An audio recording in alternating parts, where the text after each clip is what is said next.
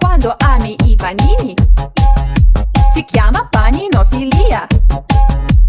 Quando mangi quelli che amano i panini si chiama paninofilofagia. Se ti spaventa paninofilofagia si chiama paninofilofagofobia. Se studi paninofilofagofobia si chiama paninofilofagofobologia. Se sei fissata con la paninofilofagofobologia si chiama paninofilofagofobologamania.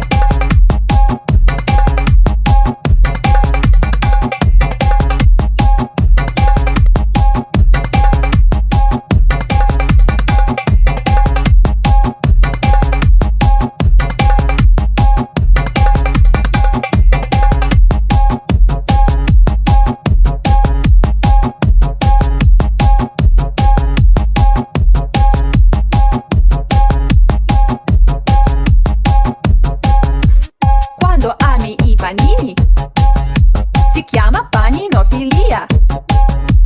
Quando mangi quelli che amano i panini si chiama paninofilofaggia. Se ti spaventa paninofilofaggia si chiama paninofilofagofobia.